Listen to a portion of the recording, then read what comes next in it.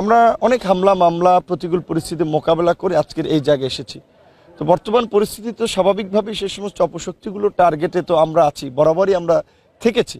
তো আমার এখানে যিনি স্বতন্ত্র প্রার্থী হয়েছেন তার যে বডি ল্যাঙ্গুয়েজ, তার যে কথাবার্তা, সেগুলো কোনো সুস্থ মানুষের লক্ষণ নয় এবং একেবারেই অশালীন, আক্রমণাত্মক, বাজে ধরনের বক্তব্য তিনি সভা সমাবেশগুলোতে দিয়ে যাচ্ছেন, যার ফলে তার কর্মীরা খুব উগ্র হয়ে যাচ্ছে, অ্যাগ্রেসিভ আচরণ করছে। ইতিমধ্যেই আপনার এই পানপট্টিতে লিফলেট নিয়ে আসার পথে আমার এক কর্মীকে রাতের অন্ধকারে তাকে হামলা করা হয়েছে।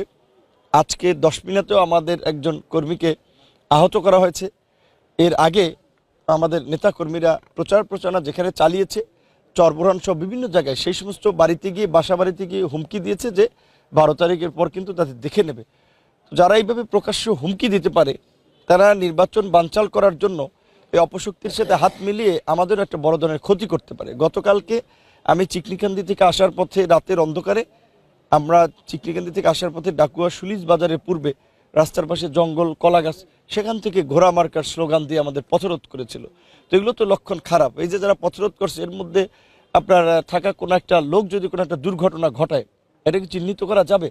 তো স্বাভাবিকভাবেই যেটা আমরা মনে করি যে এই স্বতন্ত্র প্রার্থীর যে আচরণ, এবং ইতিমধ্যেই তার যেহেতু ছাত্র রাজনীতি করেছেন, বিভিন্ন আন্ডারগ্রাউন্ডের লোকজনের সাথেও তার একটা সংযোগ আছে, সেই সমস্ত লোকজনকে গলাচিপা ঢুকিয়ে তিনি একটা আতঙ্কিত পরিবেশ তৈরি করার চেষ্টা করছেন। তাই আমি বিশেষ করে, তিনি একসময় বিএনপি করতেন, এখন বিএনপি থেকে বহিষ্কৃত হয়েছেন, তাই আমি আহ্বান জানিয়েছি যে তাকে যদি দলের পক্ষ থেকে এই সমস্ত বিষয়গুলো থেকে বিরত রাখা যায় সেটা ভালো, অন্যথায় প্রশাসনকে এর বিরুদ্ধে একটা শক্ত ব্যবস্থা নিতে হবে, কারণ না হলে কিন্তু